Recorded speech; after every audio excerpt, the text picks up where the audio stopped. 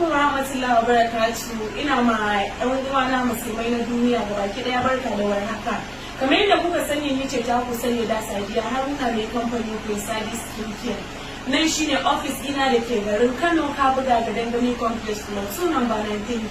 Wayannan kayayyakin da kuke kallo a gabana kayayyaki ne na gyaran aure da kuma skincare products, ma'ana na gyaran fata, wanda nake tallace-tallacen su shekara da shekaru, wanda har ya kawo ni na zo garin Kano ina tallan su.